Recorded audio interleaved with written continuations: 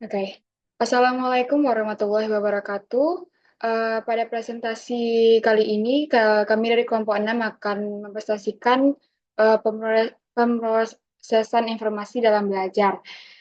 Sebelum masuk ke presentasinya, kita akan memperkenalkan anggota kelompok dulu. Yang pertama, saya Andini Dwi Putri dengan NIM 230180067, dan yang kedua Cynthia Viola, yang ketiga Gaisa Zahira Shifa, dan keempat Ramadhania, yang kelima Ronaldi Lesmana Putra, dan yang keenam Stevi Erlina. Baiklah, saya akan memperkenalkan pertama dulu pada bagian pertama. Boleh dilanjut dulu? Yang sebelumnya. Oke, pemrosesan informasi adalah teori yang membahas bagaimana kita menerima dan mengelola informasi saat belajar. Dalam teori ini, otak manusia dipandang sebagai sistem yang memproses data dari lingkungan. Teori ini juga memperhitungkan faktor-faktor internal seperti memori dan faktor eksternal seperti stimulasi lingkungan. Baiklah, pada materi selanjutnya bakal dibahas oleh Cynthia. Silakan Cynthia. Oke, terima kasih kepada moderator. Selanjutnya ada pengertian sensasi, atensi, perhatian, dan persepsi. Sensasi adalah proses penerimaan rangsangan dari lingkungan melalui alat indera kita. Misalnya saat kita menangkap cahaya atau telinga mendengar suara.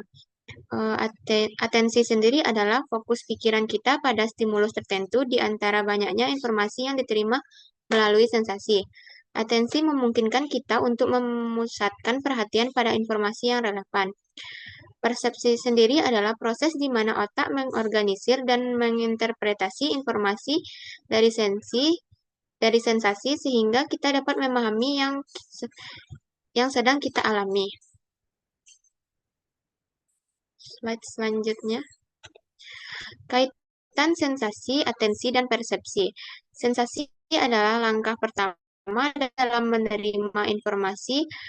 Atensi membantu memilih informasi mana yang perlu difokuskan, dan persepsi membantu memberi makna pada informasi tersebut. Mungkin hanya itu yang dapat saya sampaikan. Saya kembalikan kepada moderator. Baiklah, terima kasih kepada Cynthia pada penjelasan materinya. Selanjutnya adalah faktor-faktor yang mempengaruhi atensi yang akan dijelaskan oleh Ramadhani. Baiklah, saya akan menjelaskan tentang faktor-faktor yang mempengaruhi atensi. Yang pertama, kekuatan stimulus. Stimulus yang kuat atau instan, suara keras, warna mencolok lebih mudah menarik perhatian. Yang kedua, motivasi.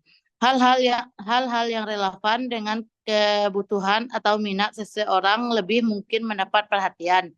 Yang ketiga, emosi. Situasi emosional dapat meningkatkan atau mengurangi kemampuan untuk fokus. Yang keempat, kebaruan. Hal-hal baru sering kali lebih menarik perhatian. Yang terakhir, kondisi fisik. Kelelahan atau kesehatan fisik yang kurang dapat mengurangi kemampuan untuk fokus. Sekian, terima kasih. Baiklah, terima kasih kepada Kakak Ramadhani ya. Pada materi selanjutnya akan dijelaskan oleh Gaisa di Pusaka. Baiklah, selanjutnya saya akan menjelaskan tentang pengertian ingatan. Pengertian ingatan yaitu kemampuan untuk menyimpan dan mengingat informasi dari waktu ke waktu. Proses dari pembentukan ingatan, yaitu yang pertama perekaman, yaitu informasi dari luar diubah menjadi bentuk yang bisa disimpan. Yang kedua, penyimpanan, yaitu informasi disimpan di otak, baik untuk jangka pendek maupun panjang. Yang ketiga, yaitu pengambilan. Pengambilan ini adalah proses mengingat informasi yang telah disimpan sebelumnya.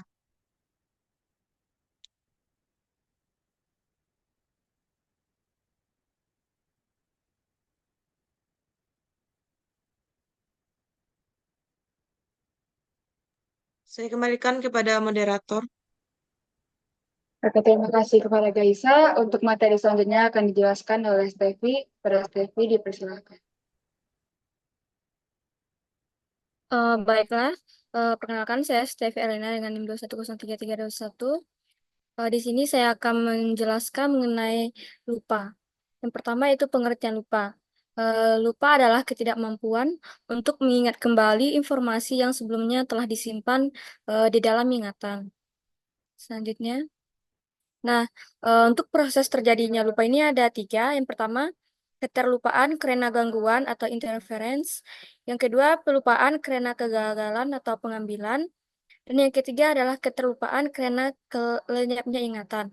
Nah, untuk yang pertama itu keterlupaan karena gangguan ini seperti informasi baru bisa mengganggu kemampuan untuk mengingat informasi lama atau interferensi retroaktif atau sebaliknya interferensi proaktif. Lalu yang kedua itu pelupaan karena kegagalan pengambilan.